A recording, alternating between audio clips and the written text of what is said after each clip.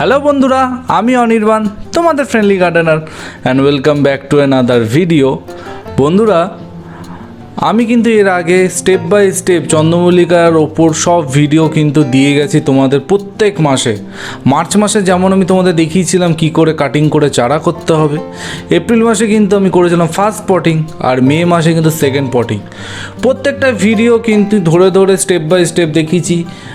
একটা মাসও কিন্তু আমি স্কিপ করিনি যে দেখায়নি তোমাদের এখন চন্দ্রমল্লিকার কী প্রগ্রেস চলছে। প্রত্যেক মাসের প্রগ্রেস কিন্তু তোমাদের সামনে আছে। প্রত্যেকটা ভিডিও আমার চ্যানেলে আছে, প্লে লিস্ট করা আছে, সেখানে গিয়ে কিন্তু চেক করতে পারো। আর যারা এখনও চন্দ্রমল্লিকার চারা বানাওনি, যাদের কাছে মাদার প্ল্যান্ট আছে, তাদের বলবো অবশ্যই কিন্তু চন্দ্রমল্লিকার মাদার প্ল্যান্ট তৈরি করো। মাদার প্ল্যান্ট তৈরি করে কিন্তু চন্দ্রমল্লিকাগুলো এখনই লাগাও। যদি তোমাদের 1000-1500 ফুল পেতে হয়, এখনও সময় আছে। আমি বলবো এখনও জুন মাসে অবধিও কিন্তু সময় আছে। ইভেন জুলাই মাসের ফার্স্ট সেকেন্ড উইকেও যদি তোমরা লাগাও, তাহলেও কিন্তু তোমাদের ভালো ফুল হবে। আগের বছর আমি কিন্তু জুন মাসের মিডিলে গিয়ে চারা লাগিয়েছিলাম, তাই আমার অত ফুল হয়েছিল। এবার দেখো আমার কারেন্ট কন্ডিশান, এটা জুন মাসের আজকে 9 তারিখে আমি ভিডিও বানাচ্ছি। তোমরাই দেখো কতগুলো ব্রাঞ্চ হয়েছে। একটা কথা তোমাদের প্রত্যেকবার যেমন বলি, আবার বলছি, আমরা কিন্তু চন্দ্রমল্লিকার ব্রাঞ্চ বাড়াবো।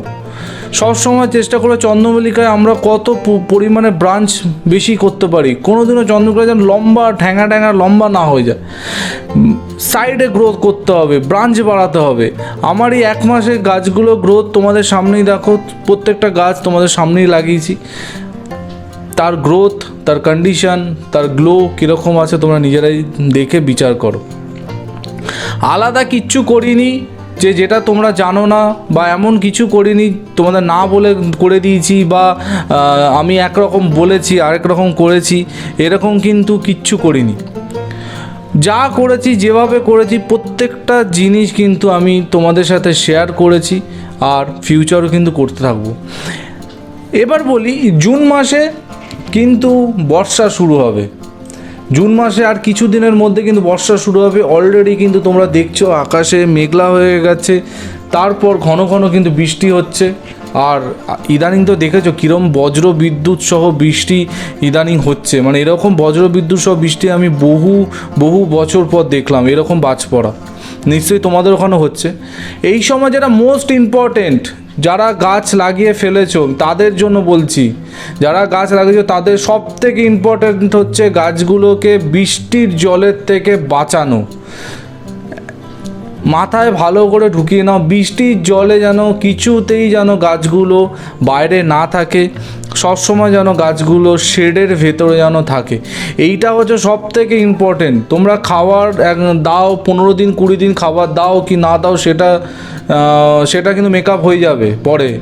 কিন্তু যদি বৃষ্টির জলটা গাছের ওপর ডাইরেক্ট পড়তে থাকে ক্রমাগত, তাহলে কিন্তু গাছগুলো নষ্ট হয়ে যাবে, একদম শেষ হয়ে যাবে। তোমরা কিন্তু গাছ বুঝতে পারবে না, গাছ কিন্তু রাতারাতি একদম শেষ হয়ে যাবে। চন্দ্রমল্লিকার এটা সব থেকে বড় প্রবলেম, যদি বৃষ্টির জল ক্রমাগত পড়তে থাকে কিন্তু গাছ নষ্ট হয়ে যাবে। সো তাই তোমাদের বলবো, এই সময় কিন্তু শেড বানাও, শেডের তলায় কিন্তু গাছগুলো রাখো। প্লাস্টিকের শেড বানাও, আর অবভিয়াসলি সেই প্লাস্টিকটা যেন হতে হবে ট্রান্সপারেন্ট, সাদা প্লাস্টিক নেবে। যার ফলে কি হবে, যখন বৃষ্টি হয় বৃষ্টির হাত থেকে তো বাঁচবে, কিন্তু যখন হালকা রোদ উঠবে সেই রোদটাও কিন্তু তোমাদের গাছে পড়বে। এইটা হচ্ছে তোমাদের ফার্স্ট, যেটা তোমাদের অবশ্যই করতে হবে। সেকেন্ড, তোমাদের যেটা করতে হবে, এই বৃষ্টির হাত থেকে গাছগুলো বাঁচাতে, গাছগুলোকে সবসময় একটা ইটের ওপর বা কোনো পাথরের ওপর কিন্তু গাছগুলোকে বসিয়ে রাখবে। ডাইরেক্ট ছাদের সাথে কিন্তু রাখবে না, কারণ দেখো বৃষ্টি পড়বে, জল জমবে, সেই জলটা যেন টবের নিচ থেকে যেন ওপরের দিকে না ওঠে। সেই জন্য গাছগুলোকে মানে টবগুলোকে ছোট্ট কোনো পাথর বা ইট ওপর কিন্তু বসাবে। এই দুটো জিনিস কিন্তু এই সময় করতেই হবে যদি তোমাদের গাছগুলোকে ভালো রাখতে চাও। আর এই সময়টাই হচ্ছে মেন সময়, যখন কিন্তু গাছগুলোর ওপর এক্সট্রা কেয়ার তোমাদের করতে হবে। এরপর আসি খাবারের ব্যাপার। দেখো চন্দ্রমল্লিকা যেরকম তোমাদের বলেছিলাম কি খাবার আমি দিই, সেটাই আমি দিচ্ছি। সেটা হচ্ছে পাতলা করে খোলের জল, আর তার সাথে কিন্তু ডিএপি। এবার এখানে একটা ব্যাপার আছে, এখন আকাশ দেখছো মেঘলা, এখন এই মেঘলা আকাশ তার মধ্যে স্যাঁতস্যাঁতে ওয়েদার কিন্তু শুরু হবে।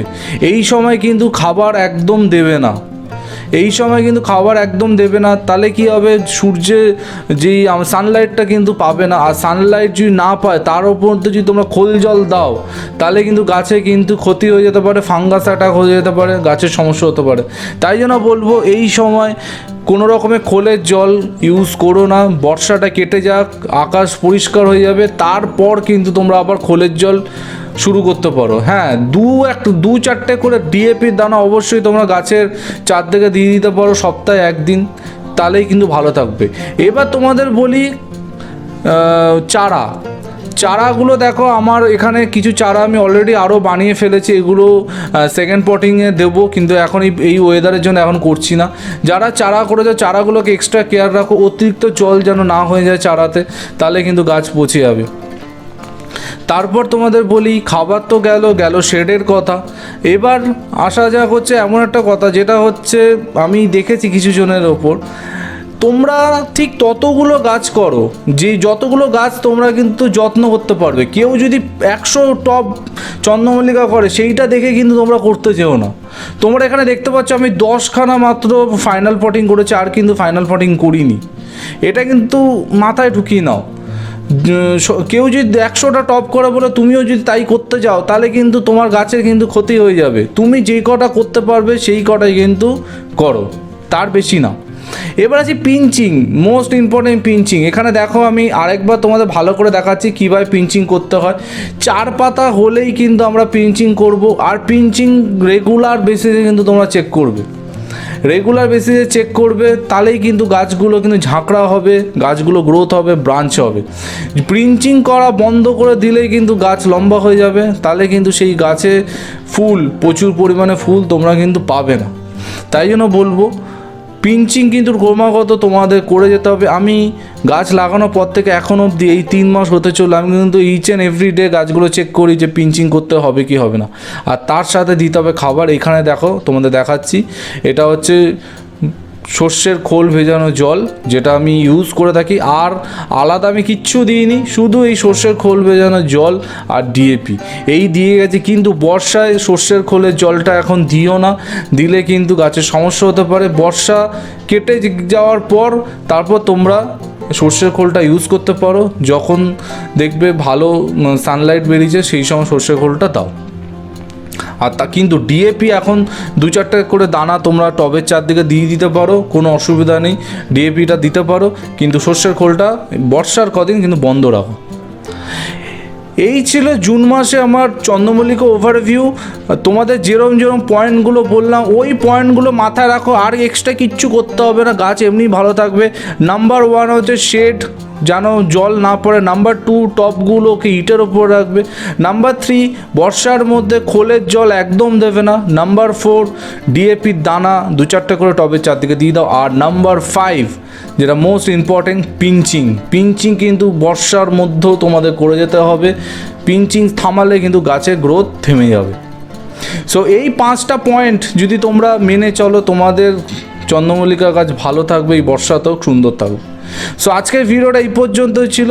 তোমাদের চন্দ্রমল্লিকা নিয়ে যদি কোনো রকম সমস্যা আছে অবশ্যই কমেন্টে জানিও। আর চন্দ্রমল্লিকার প্রত্যেকটা ভিডিও কাটিং থেকে আরম্ভ করে আমার ফার্স্ট পটিং সেকেন্ড পটিং সব ভিডিও কিন্তু চন্দ্রমল্লিকা প্লে লিস্ট বানানো আছে, আমার চ্যানেলে আছে, ওখান থেকে চেক আউট করে নিও। প্রত্যেকটা ভিডিও আমি বানিয়ে রেখেছি। তারপরেও যদি তোমাদের কোনো রকম সমস্যা হয়, কোনো ধরনের প্রবলেম হয়, কমেন্ট সেকশন তোমাদের জন্য খোলা আছে, নিশ্চয়ই কমেন্ট করে জানিও। আমি খুব তাড়াতাড়ি কিন্তু সব কমেন্টের উত্তর দিয়ে দেবো। আজকে ভিডিওটা এই পর্যন্ত, খুব শীঘ্রই আবার তোমাদের সাথে দেখা হবে। টিল দেন সবাই ভালো থেকো আর সবুজে থেকো। ততক্ষণের জন্য বাই বাই।